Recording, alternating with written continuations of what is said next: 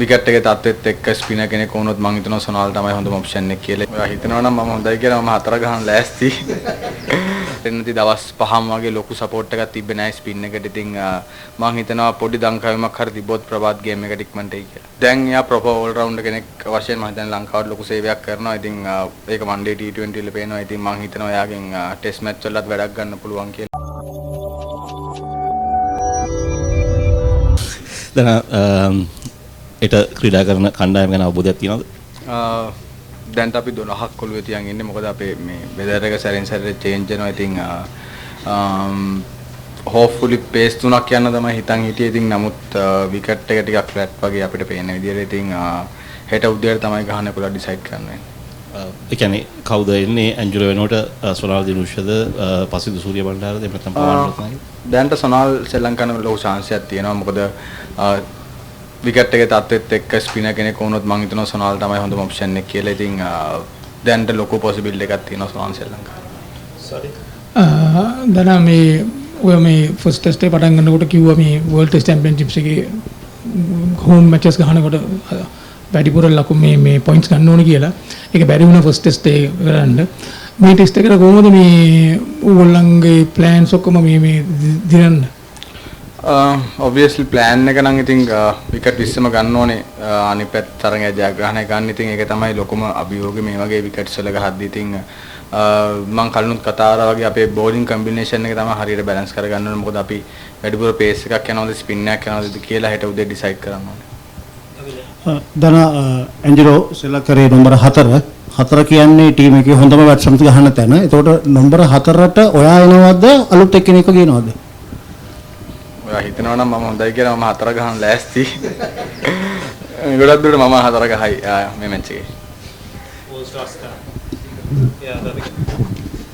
දනා දැන් පළවෙනි තරගෙන් පස්සේ ඔබ කිව්වා අපිට ගාල්ලේදී උනේ පළවෙනි ඉනිමේ වෙච්ච දුරතාවය තමයි. මොකද වැඩි ලකුණු ප්‍රමාණයක් ලබා දුන්න. දැන් මේ දවස් දෙක තුන එනකොට මොන හරි විශේෂ ප්ලෑන් එකක් මොන හරි ඒ ගැන වැඩි හිතලා තියෙනවද?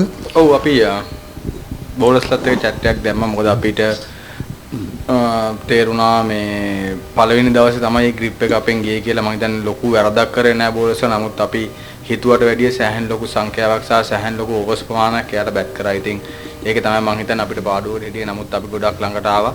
ඉතින් අර කිව්වා වගේ ඒ තිබ්බ ગેප් එක තමයි ගොඩක් වෙලාවට පස්වෙනි දවසේ නෝඩත් ඩිසිෂන් එකක් නැතුව යන්න උනේ මැච් එක.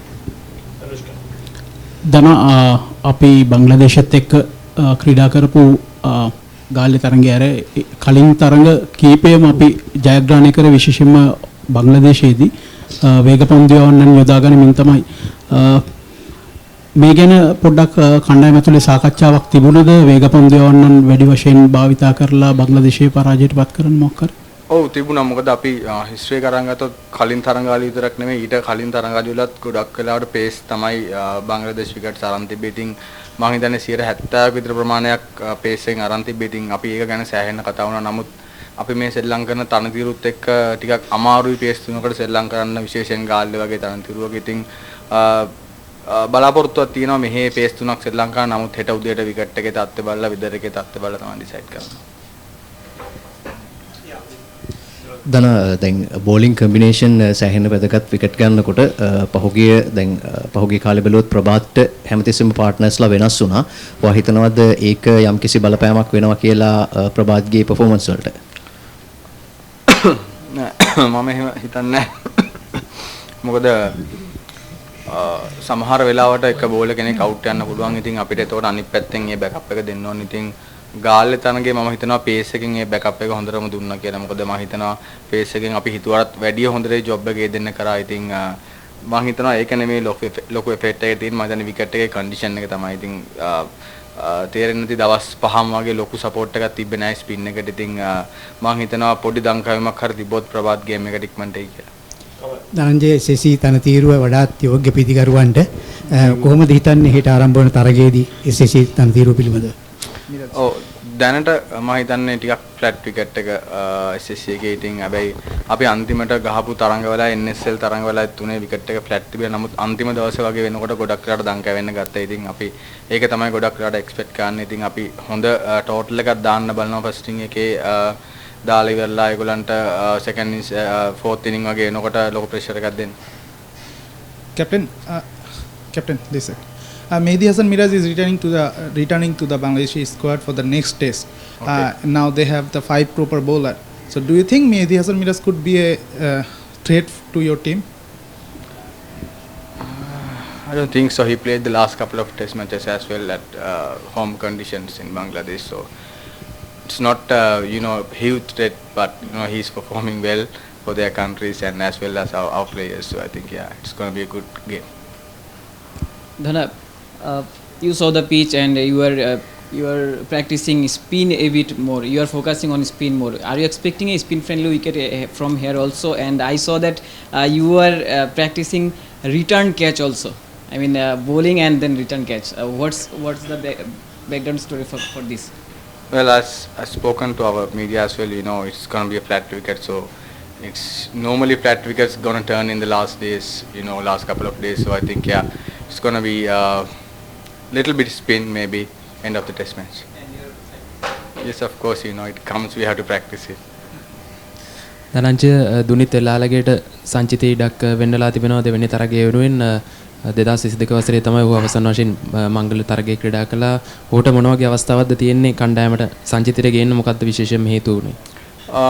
මම හිතනවා පහුගිය NSL එකේ දක්වපු දක්ෂතා තමයි ඉතින් අපි ගත්තොත් එයාගේ performance පොඩ හැමතිස්සෙම උඩට ඇවිල්ලා තියෙනවා bowling batting even in the fielding. So I think දැන් එයා proper all rounder කෙනෙක් වශයෙන් මම හිතන්නේ ලංකාවට ලොකු සේවයක් කරනවා. ඉතින් ඒක one day T20 වල පේනවා. ඉතින් මම හිතනවා එයාගෙන් test match වලත් වැඩක් ගන්න පුළුවන් කියලා. ඉතින් අපි කතා වෙලා ඒ ගත decision එක හොඳයි කියලා හිතනවා එයාගේ future එකට.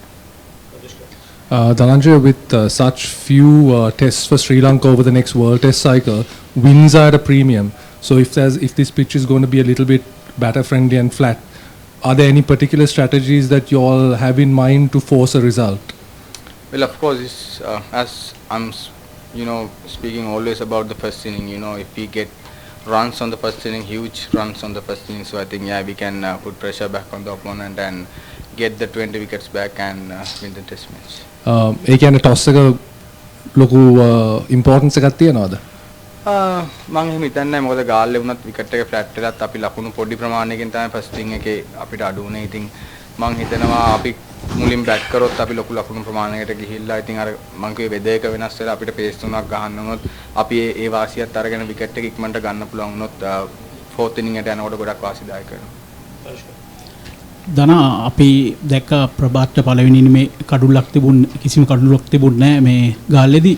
නමුත් ඔහු දෙවෙනි ඉනිමේ පළවෙනි කඩුල්ල ගත්තට පස්සේ මේ ඔහු චේන්ජ් කරා. ඕවර්ස් 10කට විතර පස්සේ තමයි ආයේ බෝල් කරන්න ගෙනාවේ.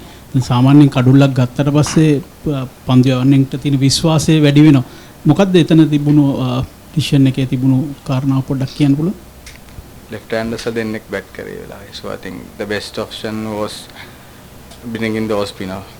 So I think මම හිතන්නේ මම ඒක තමයි කරේ. ඉතින් මොකද ඕනම කෙනෙක් දන්නවා පන්දුව එළියට දන් කරනවා ටිකක් අමාරුයි බැට්ස්මන් කෙනෙක්. ඉතින් left handers දෙන්න ඉන්නකොට මම බැලුවේ off spinner එකෙන් ඒ කියන්නේ මොකද ලොකු දංකවීමක් තිබ්බේ නැහැ ප්‍රභාත් ජයසූරියගේ. ඉතින් මම හිතනවා එයා ගත්තේ right hand එකේ wicket එක. ඉතින් අපිට ඕන job එක කරා. ඊට පස්සේ ඉතින් changes කරලා බලන්න වෙනවා wicket එක ගන්න. දන ගොඩක් හිතපු දෙයක් තමයි බංග්ලාදේශ් ඩික්ලරේෂන් එක කරේ පොඩ පරක්කු වෙලයි කියලාලා ඔබ ඒ වෙලාවේ මැච් එකේ ක්‍රූෂල් අවස්ථාවේ මැද හිටියේ ඔබ මවිතයකටපත් වුණාද පැය භාගයක් තියදී ඔවුන් තරගය ඉවර කරන්න යොමුනේ කියලා? නෑ මම හිතන්නේ ඒක වෙනස් වුණේ මම හිතන්නේ මමයි කමදු බෙන්ඩසුයි අවසාන ඕවර් දෙකේ බැට් කරපු විදිහත් එක්ක අපේ අප්‍රෝච් එක පොඩ්ඩක් වෙනස් කරා. අපි ඇටැක් කරන්න ගත්තම යාළුවා තේරුණා විකට් එක ගන්න ඉච්චර ලේසි නෑ කියලා. ඉතින් අපි අර ගේම් එක වහන්න වගේ කියලා ඩිෆෙන්සිව් මයින්ඩ් සෙට් එකකින් සමහරට බැට් කරා නම් ඒගොල්ලෝ තව ඕවර් 3-4ක් ගහලා බලන්න තිබ්බා. ඉතින් අපි දෙන්න කතා වෙලා පොඩි වෙනසක් කරා. ඉතින් මම හිතනවා ඒක වැඩ කරා කියලා. Captain, Bangladesh batted very well in Galle, and was it expected for you? And do you think they can show same performance in this condition? Yes, of course. They are an international side, and they were performing, well in the last couple of series. So, the wickets like these, you have to get most of it. And Shanto and Mushi got it, but we took the early breakthroughs 4-3 they were, and I think they batted well, and they got the runs they needed, and covered the game. Dhananjay, even though the pitch was not very favourable to spin in goal as usual, the Bangladesh spinners they were getting more revs on the ball and they were getting something more out of the surface than both Prabhat and Tarindu. Is that something PL has been working on in these last few days?